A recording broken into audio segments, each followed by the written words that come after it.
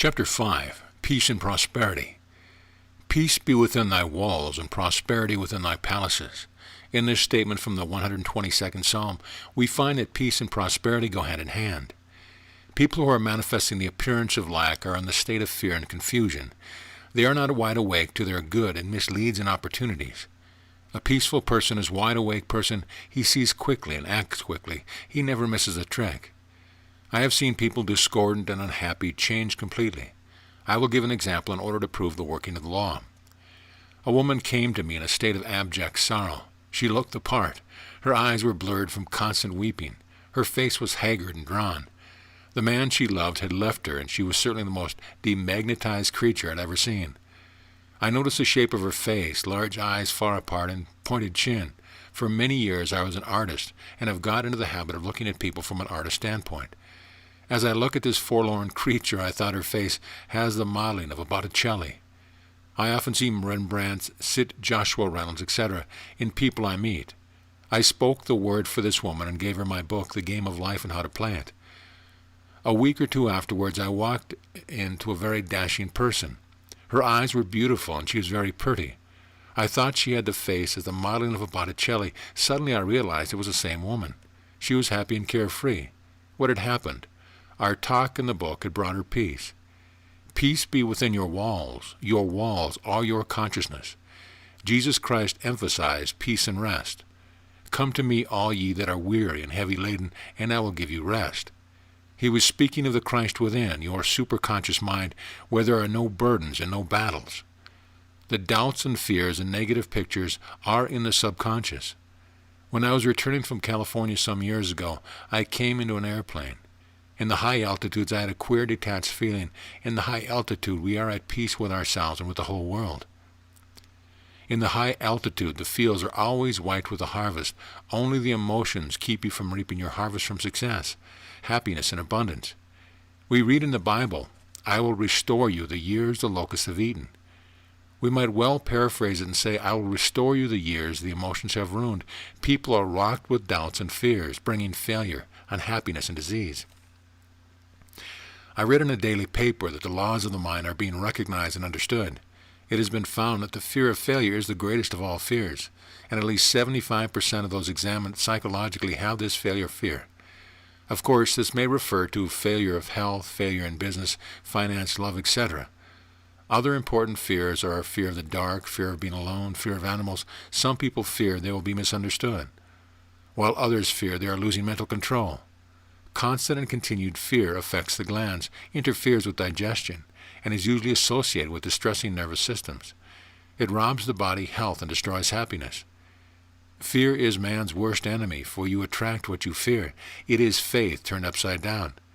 It is really faith in evil instead of good. Why are ye fearful, O ye of little faith? The fearless, unfettered mind attracts to itself all good. Whatever you desire or require is already on your pathway.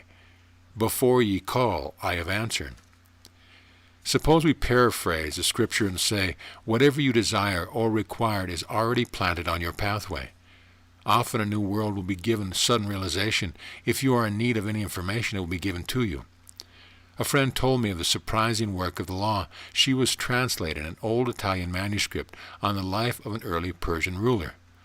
No books in English had been written on the subject. She wondered why the publishers were holding back its publication. One night she was eating her dinner at the automat. She fell into a conversation with a man at the same table. She told him of the work she was doing and the translation of the early Italian manuscript. He suddenly volunteered the information. You'll have a hard time getting it published because this Persian ruler's ideas conflict with the ideas of the present government. He was a student and scholar and knew more than she did on the subject.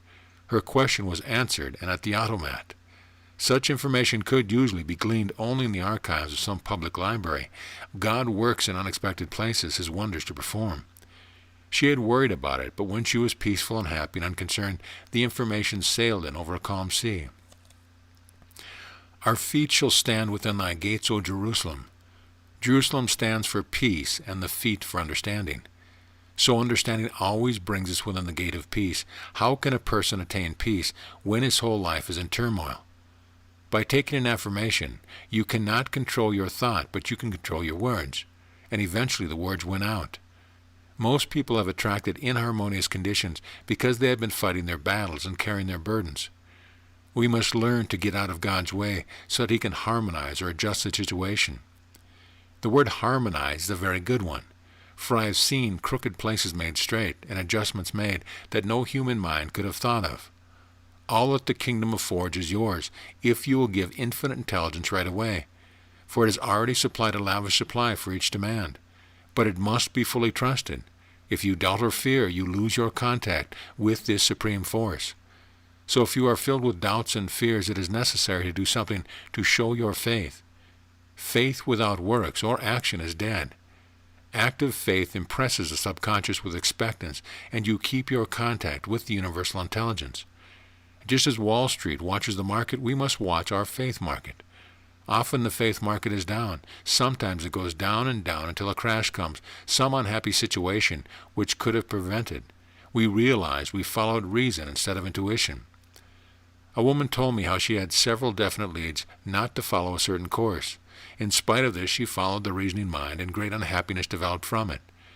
Intuition is our unerring guide. Practice following it in little things. Then you will trust it in big things. I have a friend who is very intuitive. She sometimes calls up and said, "I just had a hunch to call you up, so I thought I would find out what it is all about." Invariably, I have some mission for her. We are indeed living magic lives, guided, protected, and provided for. All fear should be banished forever with the realization of this amazing system the universe has provided for man. He would be unmoved by adverse appearances, knowing, as the early Hebrews knew, that Jehovah goes before and every battle is won. A friend told a very interesting story. A man in the paper business in Kalamazoo, Michigan, has given away 1,000 of my books to his employees. He went into business on a small capital and gave up cold judgment and reasoning. He has built up a $12 million business by following leads and hunches. All his workers have a knowledge of metaphysical law. Another man who built his business upon the law of giving and receiving met with some amazing success. He came to Philadelphia with a little money and bought a magazine, an old publication. His desire was to give the people a great deal for a very small price. He believed in the law of giving. It proved to be one of the most popular magazines. He gave the public the best in a way of stories and illustrations and paid well for him. The more he gave, the more he received. Millions poured in. Peace be within thy walls and prosperity within thy palaces. Peace and prosperity go hand in hand. Great peace have they that love the law, and nothing shall offend them. The law is a law of non-resistance. Resist not evil. Overcome evil with good. Transmute all failure into success, lack into plenty, and discord into peace. End of chapter.